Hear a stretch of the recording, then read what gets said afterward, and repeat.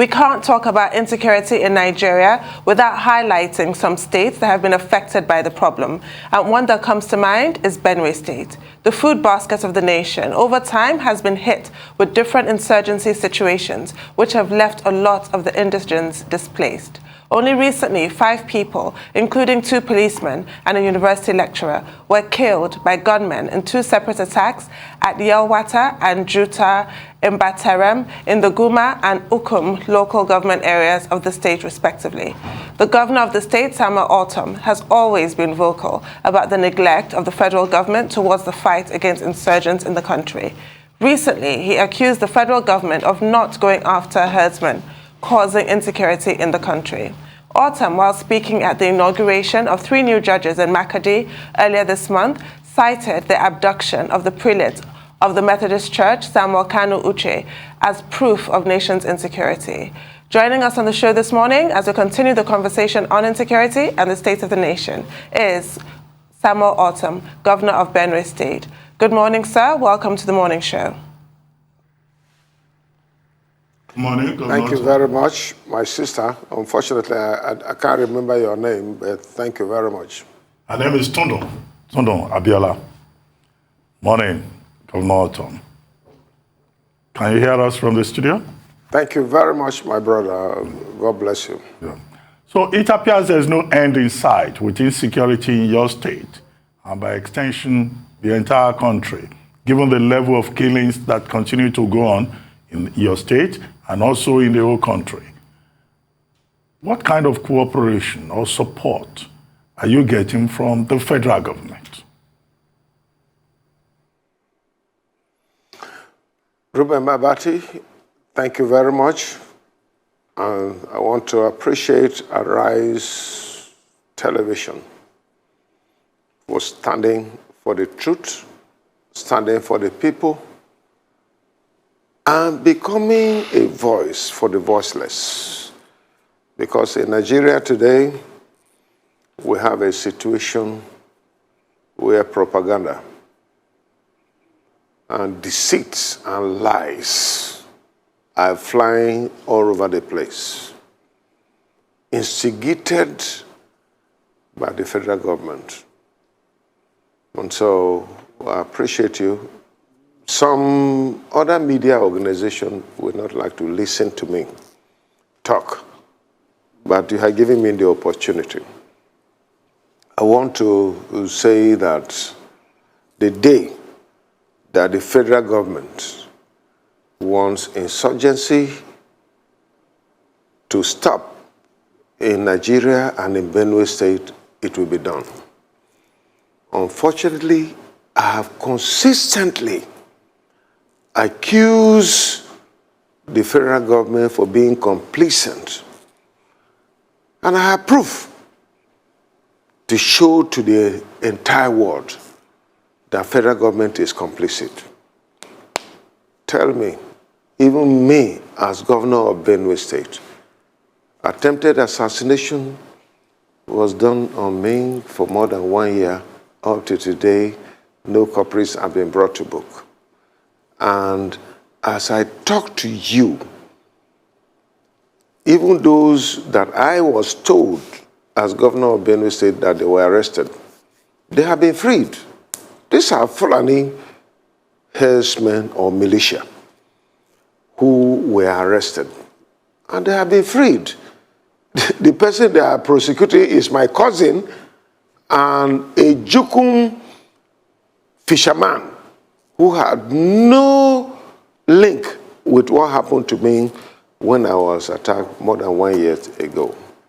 So this is the challenge that we have. The day that the federal government wants this insurgency and killings and invasion and taking over of our land by these Fulani herdsmen, any day that the federal government wants it will stop.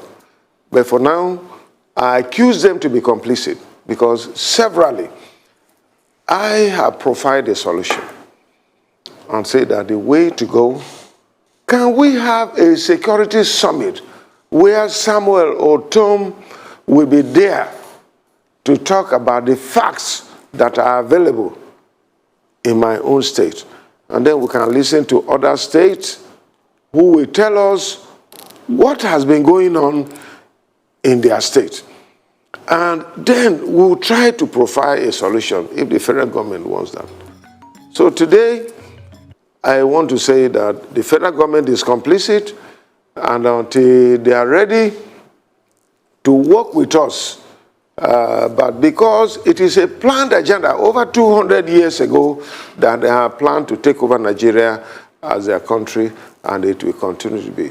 Whatever people say about me is immaterial, but I say the truth. And anybody who thinks that I'm not saying the truth should come out and provide a superior argument on what I'm saying. Today, it is a very big challenge. It is a problem. And without security, there is no way we can move forward in this country. And so, I still want to insist that federal government is complicit. And I stand on that. And I have proof. If opportunity is given to me, today that I'm talking to you, in the next 15 minutes, the program will be over. But if they call a security summit, which I have been advocating since 2017, if they will call, I'm ready to provide documents. I'm ready to provide material. I'm ready to provide evidence that truly this government is complicit and they're just deceiving people. It has been their stock in trade as far as I'm concerned. And so that is where we are. Right. Could you give us a picture of why you think that certain local governments seem to be worst hit by the activities of these gunmen? It is not just about certain local government. It's about the entire state. It's about the entire country. Nigeria. Tell me, where else? Is it in Zamfara, where the Hausa people live, and the Fulanis have decided to take over their land? Is it in Kaduna, where the indigenous people were either traditionalists or Christians? Now they have been taken over. Is it in the southeast?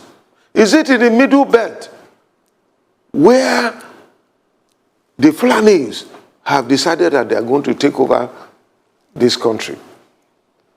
And actively, they are being supported by the present government of President Muhammadu Buhari. When I say they are not happy with me, they are angry, but that is the truth. I have chosen to say the truth. And even if I am dead, let it be on record, just like Martin Luther King in America, who stood for the blacks and said the truth. I'm ready to do it. This is the truth. The Fulanis are deceit.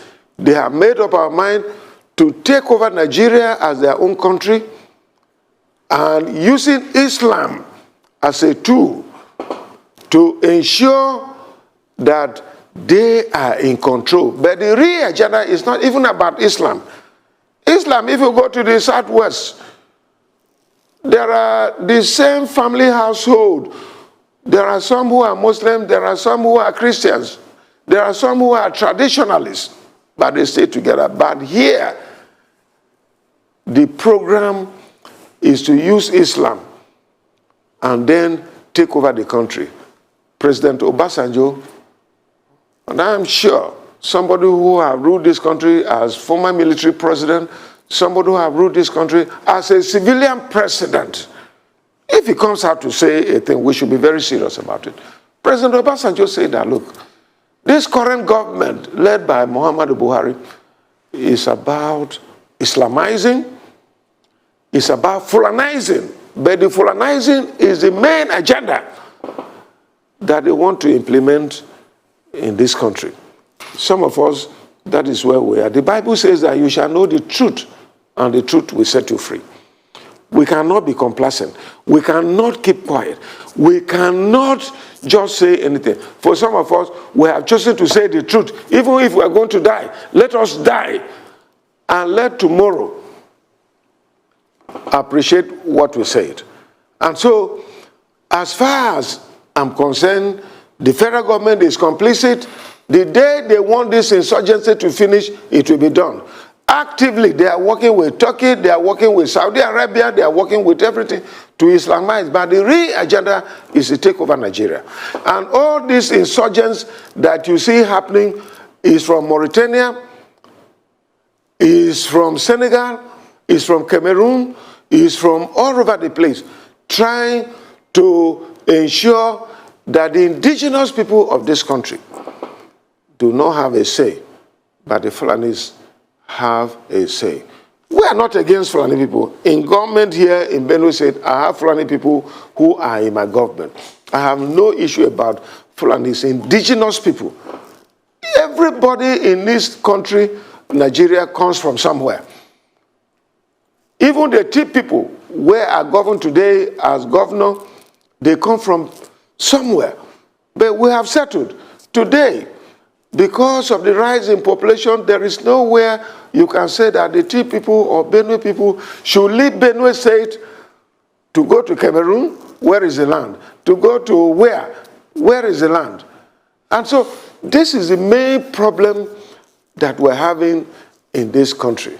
If this government will appreciate and stop deceit against the people, we shall all work as a team. Nigerians, wherever we come, let us cohabit and live together. But where a particular ethnic group wants to take over the country and make some of us slaves, I can never be a slave to anyone. It is better I die and not be alive. I cannot be a slave to any Fulani man. Fulani should live their life. The Tiv people should live their life. The Yoruba people should live their life. Hausa people should live their life. Every other person should live their life. But not making me your slave. The matter of slave trade is gone. And all of us must focus and work together to ensure that we live a life. Because today, we are not living in a feudal government. We are not living in an autocratic government. Governor Ortom. But we are living in a government that is democratic. All right. Governor Ortom, thank you so much, for stating your mind as regards the insecurity situations in Benue State. We keep talking about them anytime we have you, and we keep taking all sides, all views as regards that. But I'd like to ask you what's happening in your state. You've not been able to pay salaries. What is happening? And you've blamed it on the NNPC's failure, to remit money. What is happening? Why is that you cannot pay salaries? Why is that you cannot sustain your state? It is very simple. This is the blackmail of the federal government against me, who is speaking the truth against the injustices that are being perpetrated against my state and against other parts of Nigeria. Go and ask them, what did they do in other states? Did they not support the state to pay salaries? Why is it that just 2 weeks ago, when I applied to collect loan, not from federal government, from bank, to offset the arrears of salaries that I inherited, over 70 billion naira. Federal government rejected it because I refused to join them in the APC and continue to do their maladministration and frustrate the Nigerian people. If they had given me that money, I would have cleared it down. Nobody will be talking about issues of arrears of salaries. I've been paying salaries since 2018 when the stakeholders met and said that I should pay. I've been paying. What is left is the arrears of salaries. And the federal government have refused to support me. They frustrate me. You heard last week, 2 weeks ago, the federal government came out and said that they are borrowing to pay salaries. So why can't I borrow? I applied to borrow money to pay salaries. They said, no, I cannot borrow money to pay salaries. So what do you want me to do? My IGR, because of the security situation in the country, I cannot raise IGR. Today, as I talk to you, over 1.5 million people IDPs. They are no longer going to farms.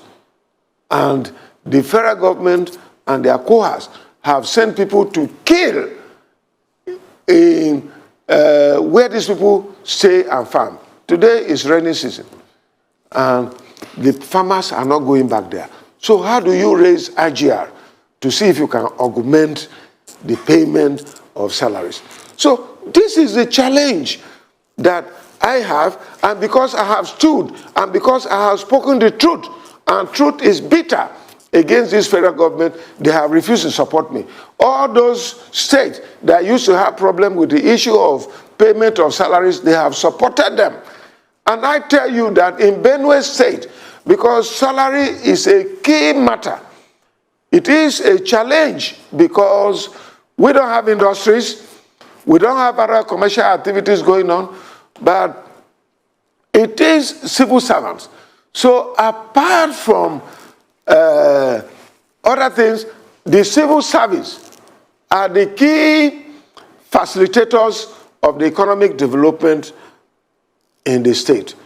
The state government is actively supported by the civil service to ensure economic growth. When salaries are not, it becomes a major problem. But from 2018, I have been able to pay salaries to date. Other issues that are coming up now, as I talk to you, why is NNPC? Everybody knows in Nigeria that NNPC are doing paperwork to collect subsidy. If they say they are paying subsidy, why is it that we are still having fuels queues all over the country? But is it because they do paperwork and collect this money and put in their pockets? What have we seen in the recent past about federal government officials collecting money, billions of naira? Even what they tell us, it is not true. They collect this in and pocket it and invest it in estate development. They invest it in Dubai. They invest it in America. They invest it in Europe and all that. I want to challenge anyone who thinks that I have property in UK or Europe or Dubai or anywhere. Let that person come out with it. You know, we have been doing all we can. But the challenge is that this federal government, all that they want is to pack money from the federal government as much as they want. That is why the NNPC, even though they cannot report or submit to federation account, they still collect this money on their own and they are working it. They are serving their cronies and all that. Why federation account is suffering? Where is the fuel subsidy? Where is the queues in Nigeria, in Abuja, in Lagos, in Makurdi, all over the place? You have seen what the problem is, yes. I think your point has already been made. I was just going to say that I was surprised seeing that you are live on this show from Makurdi. I thought that you'll be speaking with us from Turkey, where your good friend Nyesom Wike of Rivers State is on vacation with Governor Ikpeazu, and I didn't see you there. And I was wondering, I mean, are you still with Wike? But that's by the way. You seem to blame Ruben, that is very humorous. you seem to blame, or maybe you are still planning to go and join them in Turkey on vacation. Anyway, you seem to blame. No. Everybody is entitled to vacation. Even you, Ruben, you know, once in a while you go on vacation. Anyway, you seem to blame the Fulani for everything in Nigeria. And some people will disagree that, look, whatever problems we have in Nigeria, the source is collective. Everyone has a share of the blame. And now the presidential candidate of your party, the PDP, is a Fulani man. Yeah, he may have criticized anti-open grazing law in Benue State at a time, but are you going to support his presidential bid? Are you going to work and support the candidacy of Alhaji Atiku Abubakar for the presidency of Nigeria, who has been away in Dubai anyway? I wonder what he's doing there when there is an election here. Over to you, sir. Well, Ruben, I want to say that I'm disappointed in you. once let me tell you this. I'm disappointed because when you say that I seem to blame everything on the Fulanis, what is the meaning of that? I don't blame everything on the Fulanis now. Everything I have said about the Fulanis invasion, destruction, killings, and so on is the truth. Like I told you, the Bible says you will know the truth and the truth will set you free. I have never lied against the Fulanis that come here. But let it be on record that I have never said that the Fulani race is bad. It will be a logical fallacy to say, to profile the Fulani people that they are bad. There are good Fulani people. They are my friends. Some are my friends. And I've been working with them. But let us call a spade a spade. The Fulanis from Mauritania, from Libya, from Senegal, from Ghana, from Niger, from Chad, from all those things, who wants to take Nigeria as their country, collaborating with people who are here, Fulanis that are here, that they will take over Nigeria to become their country. Those are the people that I'm against. And so it is wrong to create an impression that I blame everything against the Fulani race. It is not true. I don't do that. And I want to let you know that we are free citizens. We can go to vacation. My friend, Governor Wike, deserves vacation after the trauma that he went through. Some of us believe that he has the capacity and the charisma to lead this country from bottom to top compared to what has been happening. We have been taken from, in 2014, when this present administration came, we have been taken from top to bottom. So we felt that he has the capacity and the charisma. Unfortunately, Nigerians or the PDP people did not give him the opportunity. Some of us rooted for him. I was amongst the 17-member committee that was set up by the candidate himself and the party of the PDP. And some of us say that for the vice presidency, for those of us in PDP, we needed Wike to be the vice president so that he can bridge the gap. But we said it in our meeting. And we said that, look, it does not matter whether he supported the presidential candidate or not, but all that we're looking is unity and how we can make things work. Unfortunately, it was said that it is Governor Okowa, who is also a PDP member. Today is that is the wisdom of the presidential candidate. Some of us, I want to tell you that I have resorted back to prayers because I'm really confused, because I felt that Wike would have been the vice president after losing as the presidency. He was the second person to Atiku. And Wike has the charisma. It does not matter. It does not matter. All of us, we have our weak points. Wike can be something. But when it comes to mobilization and impact and value addition and reaching out and making sure that the party works, Wike is an instrument. Wike is somebody who stood for the party and make sure that things work. So for some of us, we believed in him. But unfortunately, it was somebody else. It doesn't matter. The party is supreme.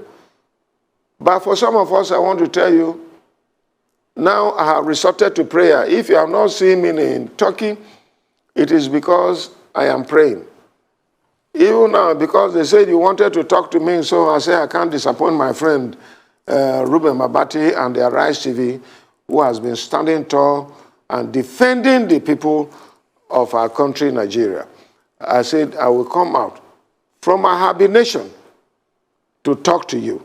Otherwise, I have resorted to prayer. Lord God, where do we go from here? Where is our country going? What is the problem? And I tell you, as a Christian, I believe that power belongs to God. John 3:27 says that a man can receive nothing except it's given to him from above. Right. If God says it's Atiku, if God says it's whoever, that is all. But Governor, I asked, will you support the presidential candidate of the PDP, Atiku Abubakar?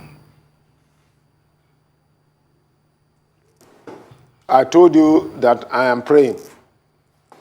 I have gone into hibernation. And I'm praying, I'm fasting, I'm praying.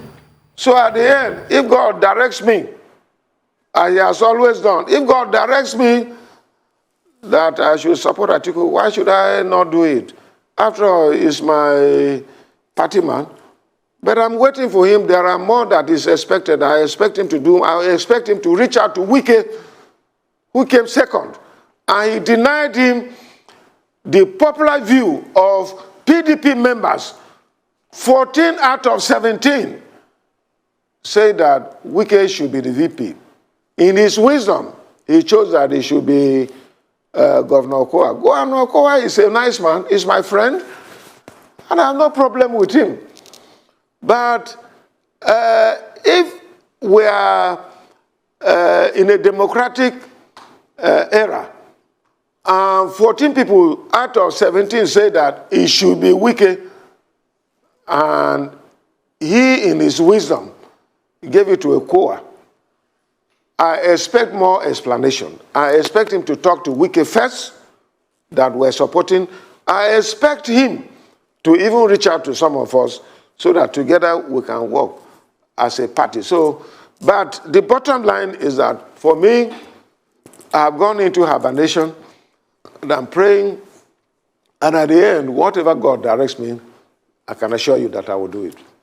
Right. You used the word trauma to describe Governor Wike's post-primaries experience, and your answer, that pregnant pause and conditional support for the PDP presidential candidate, speaks volumes. How is your party trying to close ranks at this time, especially with overtures being made to Governor Wike, who has in recent weeks been hosting members of opposition political parties? Does that spell doom for PDP in Rivers State?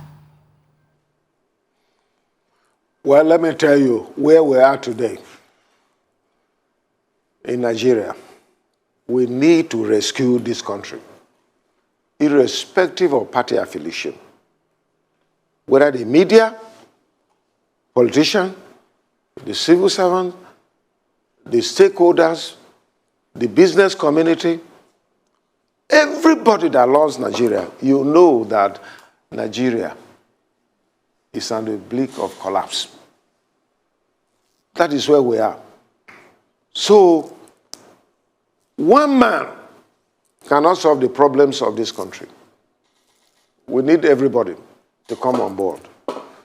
So I commend my friend, Governor Wike, for hosting several shares of opinion from political parties, from stakeholders. It is a good thing. At the end, what do we have on the table that can turn around the fortunes of this country? You will agree with me, the Arise Media crew, you will agree with me that there is a problem in this country. We're not there. Look at security, look at our economy, look at social life. Where are we? We are at the bottom. As President Buhari promised us in 2014, that he will take us from top to bottom. What is required now is to take us from bottom to top. So, what can we do? It is not Samuel Ortom, it is not Wike, it is not you who are in the media. It is all of us. What can we do? Every one of us will have a complementary role to play to make sure that we lift Nigeria from where it is now. Every one of you, you will agree that we are not there. The country is dwindling, and it would have been better to say it is top to bottom, but now we are going beneath the bottom. Some of us are going to the grave. Many people have gone to the grave, and some people are going to the grave. How can we work to lift this country back from the bottom and then to the top. Because we cannot continue in this way. People should stop deceiving themselves. Those people who are telling President Buhari that all is well, it is not well. I want to say that I'm a grassroots man. I was a local government chairman. I have been in party leadership from the local government to state to federal and then back to state. I'm governor today. All is not well. We are suffering. There's a problem. And this thing goes beyond partisan. We must forget about APC, PDP, and all those ones. We must look at what we can do to help this country be on its feet again. Nigeria is struggling.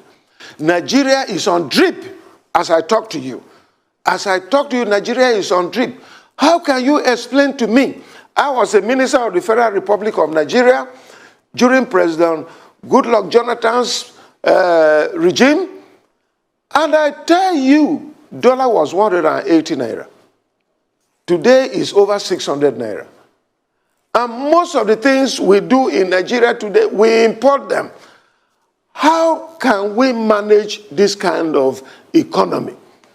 Nigerians are suffering. Some people cannot go on 3 square meals. Some people go on 0, 0, 0 in Nigeria today because they have nothing. You go to the farm, the bandits will attack you. The Fulani bandits, when you call them, they are not happy. But these Fulani bandits that have brought this thing. So it's a problem. And this government is not prepared. How do you cage Nnamdi Kanu? In fact, I want to call that Nnamdi Kanu should be released. A freedom fight agitator who said that, look, he wants liberation for his people. Why are you incarcerating him? Why are you not going to arrest Fulani men? Look at the bomb blast in train blast in Abuja to Kaduna. Up to today, our people are still being kept by these bandits. Where are the security? Where is the president? Where is the Security Act to go out and rescue these people?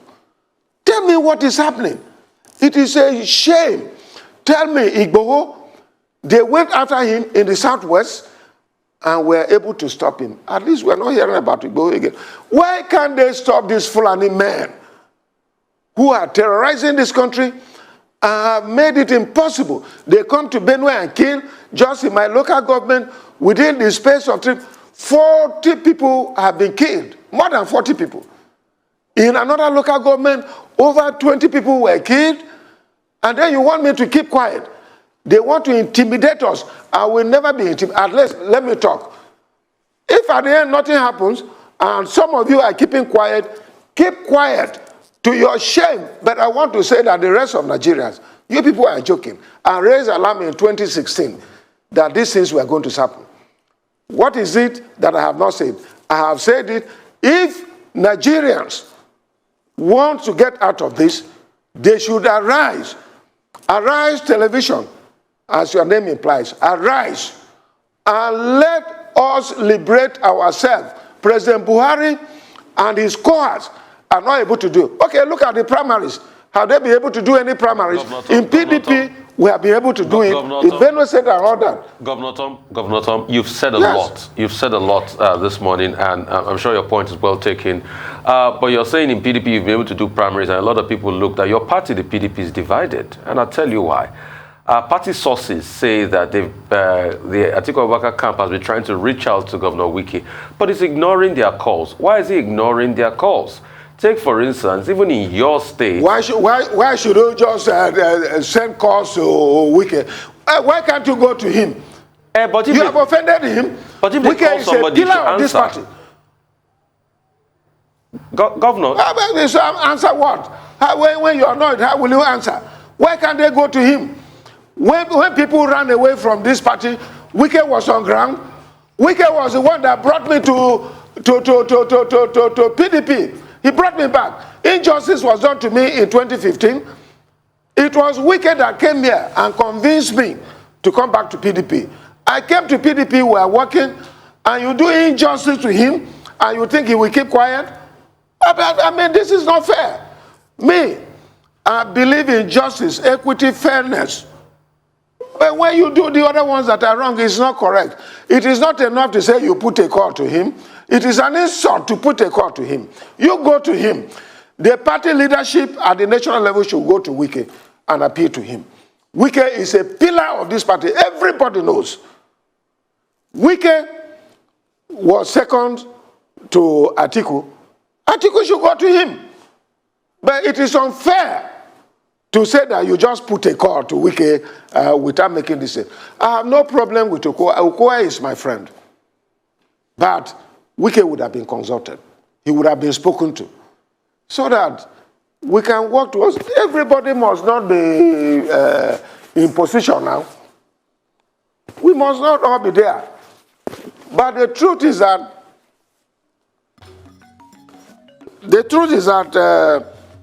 Wike would have been consulted in the first place, even before the announcement was made, because, like I said, 17 people out of that 14 people say that Wike should be vice. If that was not going to work, he would have been told that, please, we can do this. Politics is a game of compromise, we discuss. But it is wrong for anybody, and I stand to be contradicted. I don't blame Wike. They are to be blamed. Those people who are in leadership should be blamed.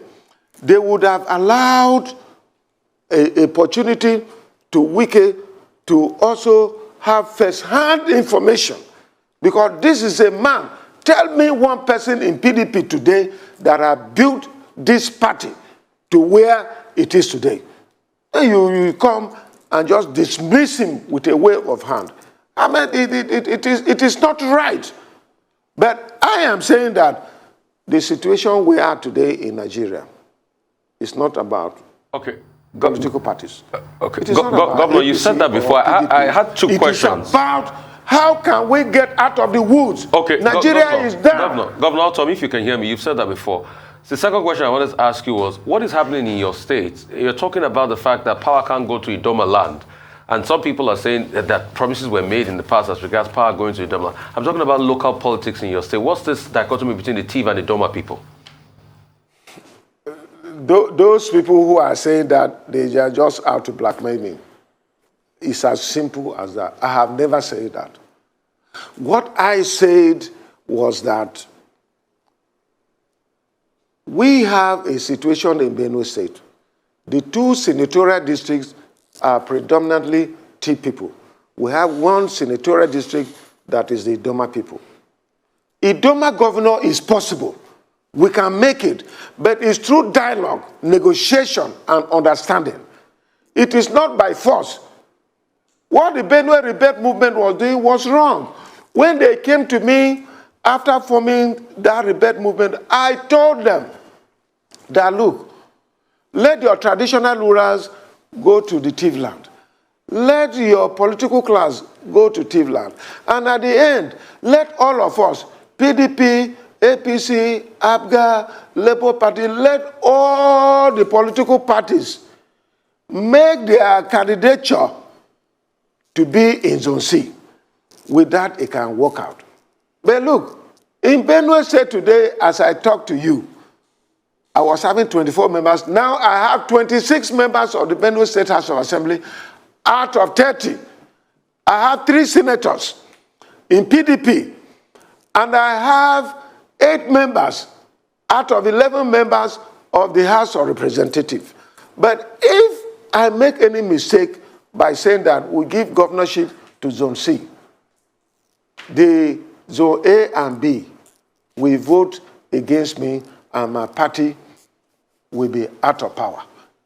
So, but if all of us, if we're able to dialogue and agree that, look, the governorship should go to Zone C, every political party accepts that, then we can have a level playing field.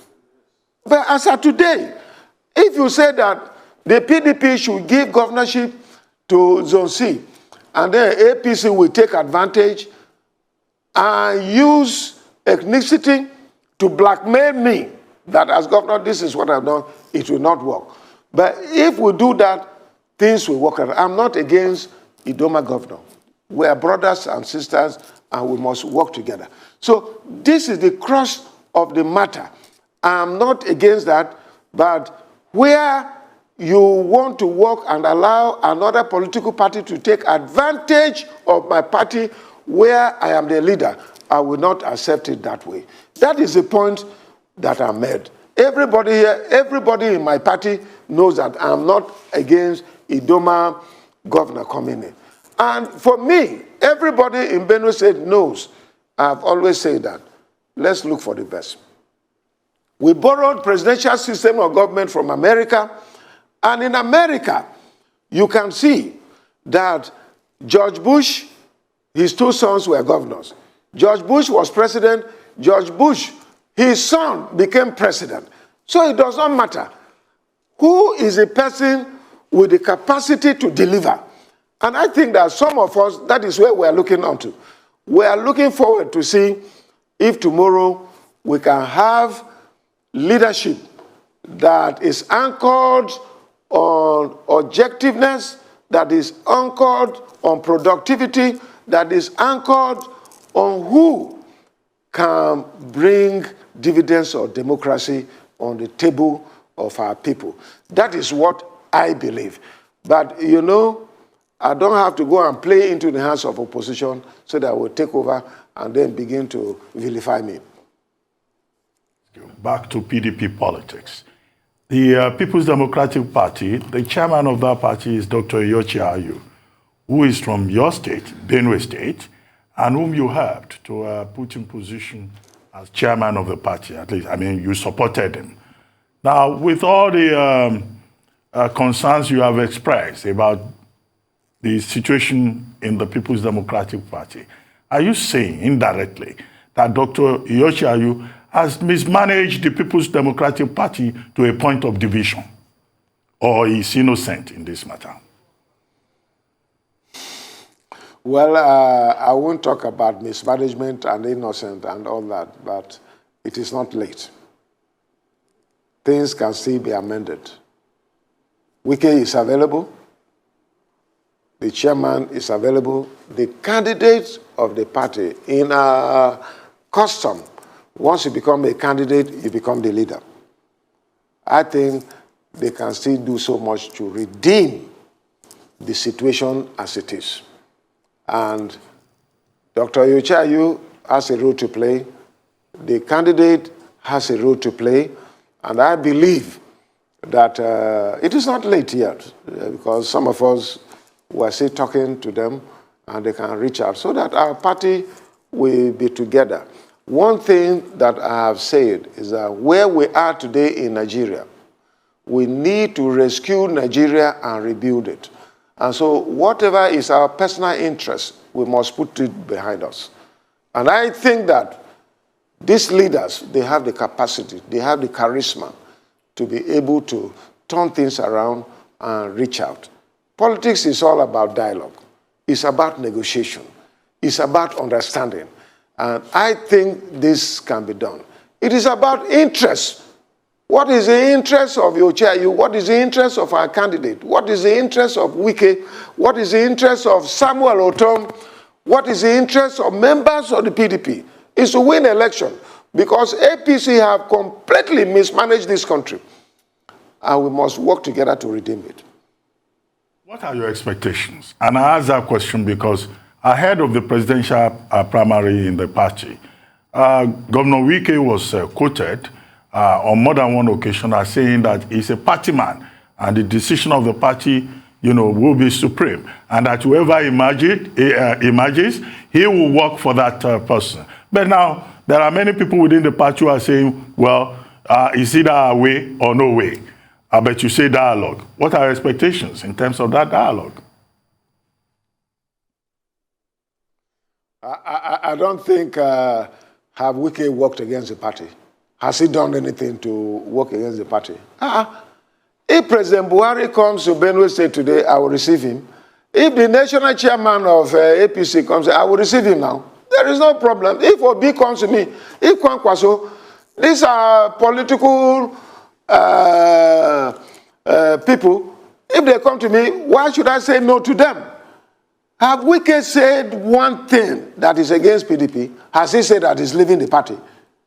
So it is not an issue. But consultation must be done. Like I said, the situation in Nigeria today is beyond partisan politics. We must team up together. The other parties, even in APC, I am talking to some people in APC, and they are not happy with what is going on in APC. For instance, APC did not conduct any primary election. We in Benue State here, we are contesting against APC. They have not been able to do primary elections, so they have no right to be on the ballot box, ballot paper. They have no right. We have gone to court. We have challenged that. And by the grace of God, we are going to win against them because we followed up. And I tell you, the gubernatorial and other elections in Benue State, in APC, several people have gone to court that they have not followed it. You just saw it yesterday now. About 21 or 22 senators went to the president to say that, look, APC did not follow the process. But I think that APC are completely ignorant about the electoral law. Some of us, we took note of this, and we observed it to the end. APC did not follow due process in conducting primary election. And the electoral law is very clear. I am not a lawyer, but I have lawyers around me. And I'm told, and I have written, I have seen, because I read, the electoral law says that if any political party does not follow the guidelines, the electoral law, they have no business on being on the electoral ballot. And so it is very clear. So you see, APC is full of impunity. They believe that whatever they do, because it's a ruling party, nothing will happen to them. But we're going to challenge that. And quickly, as PDP, and the law has been amended, so there is no more modusum interloper as far as the law is concerned. We in PDP can challenge what happens in APC. APC can challenge what happens in PDP. So we have already done that. We have challenged the process of primaries in Benue State, that it did not follow due process, the guidelines were not followed, and we believe that we are going to get judgment from the court. And so for us, we want to do the right thing. And we have done the right thing in Benue State, and by the grace of God, we look forward. On that note, we'd like to thank you very much, Governor Ortom of Benue State, for joining us on the morning show today. Thank you very much indeed.